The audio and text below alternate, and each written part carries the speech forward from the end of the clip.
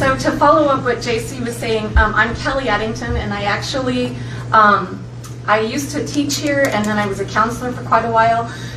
Now, some of you may not know this, I actually work for the Colorado School Safety Resource Center, which is under the Department of Public Safety.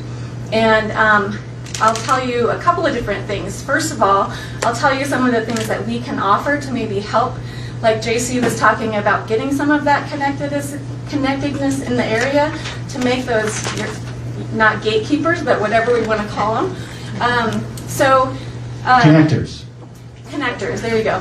So we actually, I live here in La Junta and I work out of my home, but I travel all over the state. And we actually meet up and train school districts. We train administrators and mental health teams for suicide risk assessment toolkits. We do physical and mental health. So we also do threat assessment toolkits. And also we do, I'm an assist trainer, so that is applied suicide intervention skills training. That's an excellent 2-day training for anybody. It doesn't have to be schools. It can be companies, it can be churches, it can be anybody. It's an excellent, excellent training that makes anybody in the community one of those connectors.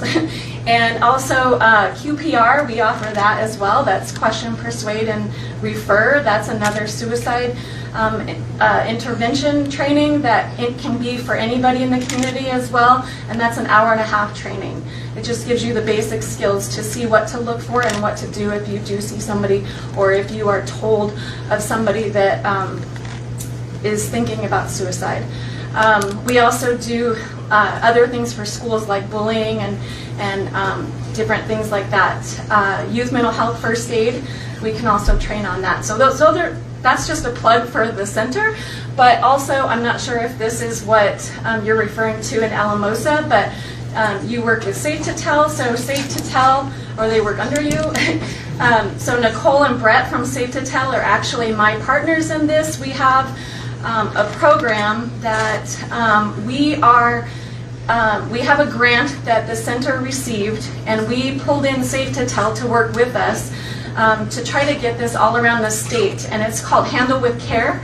And Handle with Care is a program, if you haven't heard of it, that it's law enforcement working with school districts. And so what happens is if a law enforcement officer goes to a home and there is some kind of trauma in the home, and they see that there's children in the home, what they do is they send a message to, and with our grant, it's going through Safe to Tell.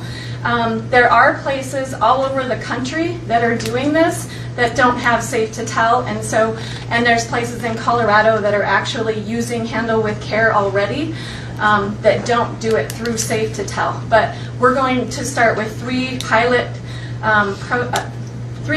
schools, and we are using Safe to Tell, and hopefully. Is Alamosa one of those pilot schools? No. Because I think they're doing the same thing you're talking about, not even knowing the program exists. Well, yeah, I think it's Which very is great. similar. People don't have to wait till this gets delivered up to you. You guys can start doing that here. Well, they already have.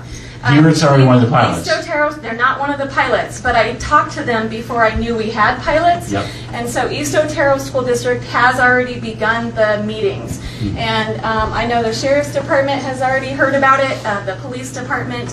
And so they are going to start it without Safe to Tell, but what it is it's just law enforcement going to a home.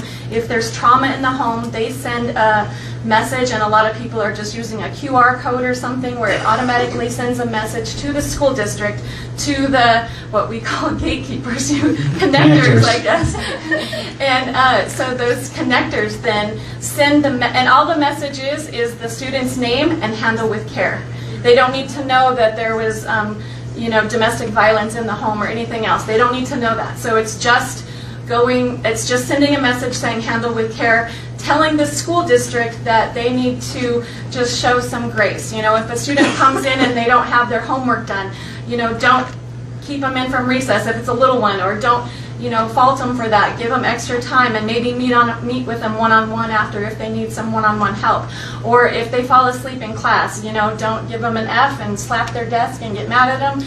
You just send them to the nurse to get some more rest. So it's a great program, and then also it's tying in like outside mental health facilities, because then we encourage them to come into the school, and they may be the final step in that.